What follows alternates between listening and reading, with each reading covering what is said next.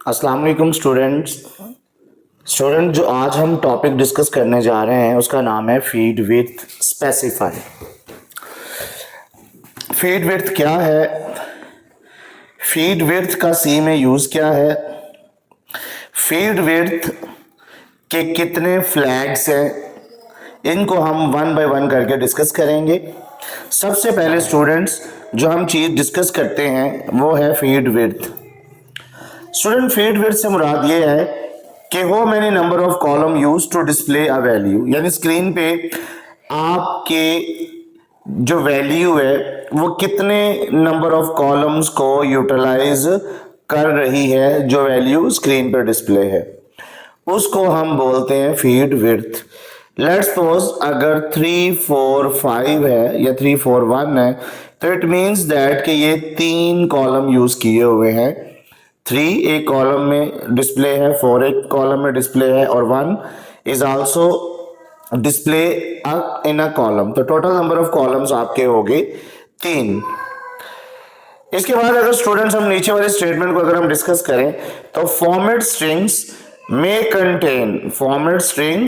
may contain one or more field specifications। इसका syntax ये है कि परसेंटेज साइन यूज होगा, परसेंटेज साइन के साथ फील्ड या विड्थ प्रीसीएन यूज होगा। इसके कुछ फ्लैग्स हैं जिसे सप्लीमेंटिंग फॉलोइंग कैपेबिलिटी के मुताबिक हम इसको यूटिलाइज करते हैं। राइट और लेफ्ट वैल्यू को डिस्प्ले किस तरह करवाई जाती है, इन चीज़ों को हम डिस्कस करेंगे। जिस तरह ये टेबल के अंदर आपके शो है दो चीज़ें, अगर माइनस है तो इसका मतलब the output will be left side justify, और अगर प्लस है तो always display sign with right side. It means that कि आपका फीड विड्थ जो है it specified total number of column use to display a value. Precision इशारिये के बाद जितने वो चीजों को यूज करते हैं हम उसको बोलते हैं precision indicate the number of column use for decimal point. यानी लेट्स सपोज अगर 7.25 लिखा हुआ है तो it means total number of column 4 है। एक 7 एक कॉलम है, ये जो फ्रैक्शन है डॉट ये भी एक कॉलम यूज करेगा, 2b एंड 5b। तो फ्रैक्शन के बाद जो वैल्यू है उसे हम प्रीसीएन वैल्यू के तौर पर जानते हैं स्टूडेंट्स। अब इसमें हम जो 2 पॉइंट्स नीचे मेंशन है इसको वन बाय वन करके डिस्कस करते हैं। सबसे पहले दिस वन कहता है if width larger than data default right justify, यानी वो ऑटोमेटिकली राइट की तरफ जस्टिफाई हो जाएगी। और if field width too small कहता है इंक्रीज टू फिट डाटा, कहता है इंक्रीजेस टू फिट डाटा, तो उसकी ऑटोमेटिकली विड्थ को इंक्रीज कर दिया जाएगा ताकि वैल्यू ऑटोमेटिकली उस गिवन विड्थ के अंदर फिट हो जाए। कहता माइनस साइन, अगर आप इसमें से देखें कहता minus sign use to character position in a feed. अब हम इसमें प्रैक्टिकली देखते हैं स्टूडेंट्स, तो जिसमें लिखा हुआ है इंटीजर एरिया और उसकी वैल्यू क्या है 25 हमने स्टोर किया हुआ है। इंटीजर एरिया और उसकी जो वैल्यू है वो हमने क्या किया हुआ है 25। अब इसके साथ कोई साइन नहीं है तो परसेंटेज प्रिंट एफ के अंदर हमने 4 कॉलम यूज किए हैं कि इस फील्ड में यूज होगा। इसमें अगर आप देखें तो total number of given column है 4 और वैल्यू हमारे पास है 25।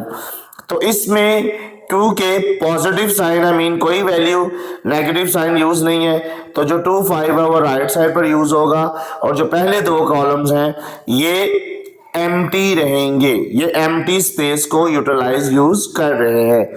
द वैल्यू, अगर इस स्टेटमेंट को देखें तो the value will appear right justify and 2 spaces will appear before the actual value, यानी 1 वाले कॉलम में भी स्पेस है और 2 वाले कॉलम में भी स्पेस है। और सेम एज इट इज इसके बिल्कुल ऑपोजिट अगर हम देखें तो अगर मैंने लिख दिया है इंटीजर 2 to 5 और उसके प्रिंट ऑफ फॉर्मेट में परसेंटेज -10 विल बी रिप्रेजेंट, ये जो percentage -10, 10 will be represent total number of columns and minus will be left justify the value। अगर आप देखें तो टोटल नंबर ऑफ कॉलम जो है वो 10 अलो हुए हैं और जो वैल्यू 2 to 5 है वो लेफ्ट और जस्टिफाई कर दी गई है, और उसमें जो आपके रिमेनिंग्स है आपके कॉलम उसको ये देखें 4 से लेकर 10 तक जो कॉलम है वो बिल्कुल एम्प्टी स्पेस यूज कर रहे हैं। ये था स्टूडेंट्स फीड विड्थ। अगेन मैं बता दूं कि ये टोटल नंबर ऑफ कॉलम को रिप्रेजेंट करता है। अगर इस एग्जाम्पल में फिर अगर जिस तरह परसेंटेज 4 है इसके साथ ही इट मीन्स ये अंडरस्टूड है 4 रिप्रेजेंट करता है टोटल नंबर ऑफ 4 कॉलम्स को, और जो वैल्यू 2 5 है उसको ऑटोमेटिकली राइट जस्टिफाई कर देगा। और इस नीचे वाले एग्जाम्पल में percentage -10 total number of column और माइनस उसकी लेफ्ट साइड पर वैल्यू को उसने जस्टिफाई किया हुआ है पहले 3 कॉलम्स में, और बाकी 7 कॉलम्स वो स्पेसिस आई मीन एम्प्टी है। Thank you so much students. इस फीड विड्थ जो आज हमने टॉपिक किया, आई होप सो कि आपको समझ आ गया होगा। टिल देन अल्लाह हाफिज।